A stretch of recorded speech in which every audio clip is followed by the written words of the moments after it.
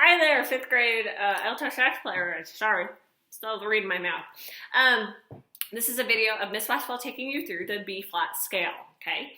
First thing I want you to do, if you're not already on your book, page 22, find number 88. So page 22, number 88. If you need to pause me so you can get that ready to go. This scale, is what we started to work on to replace our fifth grade warm-up right before we got out for our lovely break that we're having, okay? So you've done this before, but I want to review it, okay? This number 88, for you, you'll notice it's called the G scale, but you'll notice when I first mentioned it, I called it the B flat scale, which it says it's just in the parentheses off to the side. So there's a reason for that. You are going to call it the G scale because you start on G. If you look at the number first note in 88, the first note's a G. If you look at the last note in 88, at the end of that line, it's also a G. If you look at the high note in the middle of 88, that's also a high G. So G is the name of the game. That's why you would think of this as your G scale.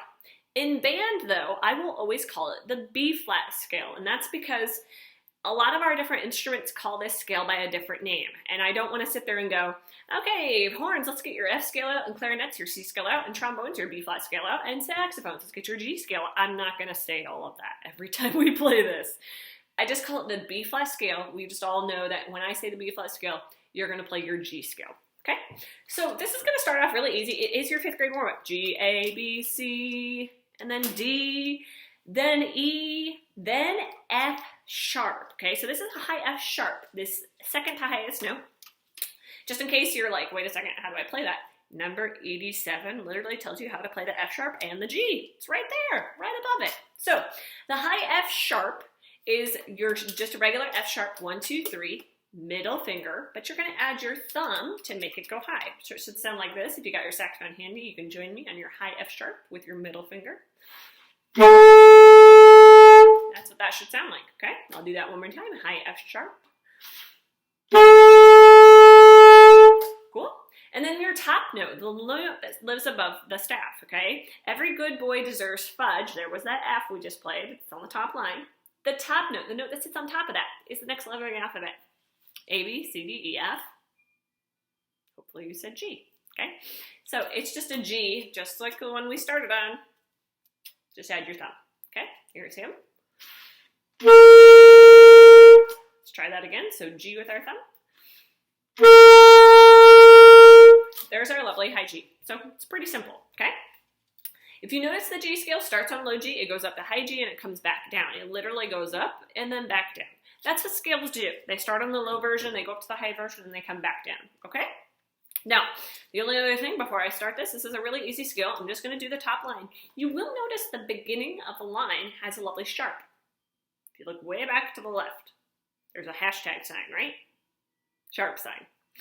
That sharp is what told me that this F is with my middle finger, not my first finger. Whatever you do not play this with your first finger, high or low. Either way would be wrong. It's F sharp, 1, 2, 3, middle finger with our thumb. That is that top note. Every good boy deserves fudge, the one that lives on the top, through the top line, okay? There's one note above that, that's the high G. Here again, look at 87. Compare how the high F looks, compare how the high G looks, so you get comfortable with these higher notes, okay? So here is the G scale. I'm going to play each note as a half note just to make sure you feel good about fingers and stuff instead of just kind of rushing through this, okay? So 2 beats each, top 9 of number 88 in your book, guys. Ready? G, 2 beats.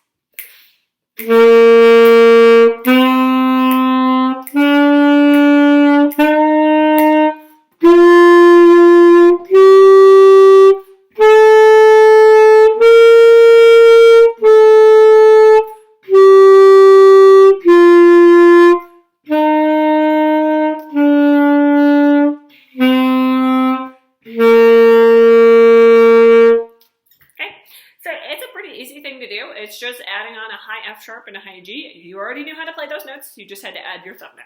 So, happy practicing, Altos.